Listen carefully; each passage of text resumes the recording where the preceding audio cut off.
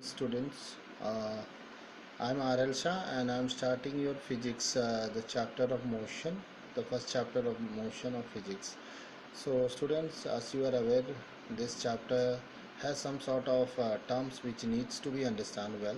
So I'm starting with these terms. I hope it will be comfortable with you people. Just try to mark up in the initial stage and it will be followed as you can understand the topic well if you can follow this. So students, starting with this class 9 physics chapter motion, terms and the meanings. The first term I'm having is motion. Students, as we know, whenever a body changes its position with respect to its surroundings, then the body is said to possess motion. That means motion is only possible if the body changes its position with respect to the position. Then comes another term, that is rest. Students, as you are much aware, that rest, whenever the body does not change or do not change its position with respect to its surroundings, then the body is said to be at the rest or rest position. Similarly, students, some other factors or certain other elements which are there in this topic is your distance. Whenever we say distance, it's the actual distance covered or the actual path covered by an object in moving from initial to final position is known as distance, denoted by small s. Similarly, another term in this manner is your displacement. Shortest distance between the initial and the final position of any moving object is known as the displacement, denoted by S bar or an S arrow. To understand this, students, distance and displacement, let us come to this diagram where you can see here. You can see the diagram over here. Here is the diagram where you will be finding here in this you have here A, B. A is the initial position of the object and B is the final position of the object, and an adjuvant position C is there. In traversing from A to B, there may be two paths. One is from A to B and another from A to C and then C to B. So whenever the distance covered is A to C and C to B, the actual path is A to C and C to B is the distance covered, whereas when we are coming directly the initial and the final position, that is A and B, the shortest distance between A and B is given by S, that which is a displacement. So student, some more points in this regard we are going to discuss to understand this topic. First one in this regard is your scalar quantity.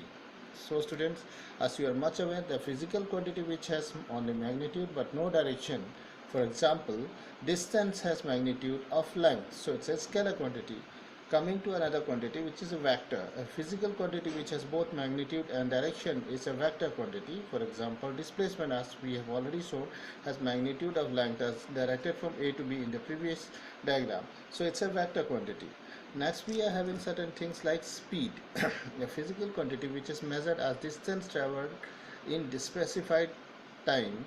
Then it is given by v, small v, and its relation is given by v equals to distance by t, or initiations we can say v equals to s by t, which is meter per second, which is scalar quantity. Then similarly, students, the factor vector which says the speed has a specified direction or speed in a specified direction, then it is termed as velocity. It's a vector quantity given by small v with a arrow on the top, denoted by v equals to distance by t.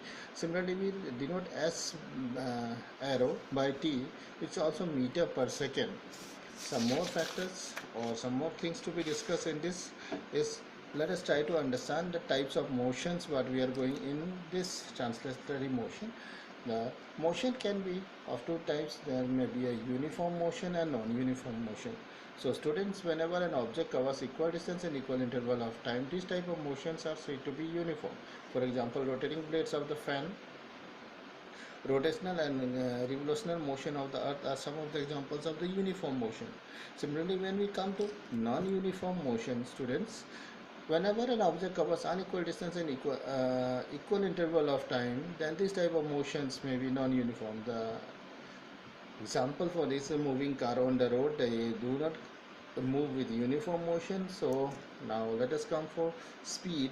When we define speed, for uniform speed we certainly say that whenever the object covers equal distance in equal interval of time, then the speed of the object is uniform. For example, again, rotation of the earth is cited over here.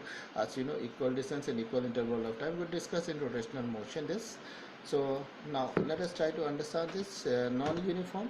When we are discussing non-uniform, little bit of knowledge has to be understood over here, that when any object covers equal distance in unequal interval of time, then the speed of the object is non-uniform. For example, I have already cited to you moving car on the road. The same things can be cited over here.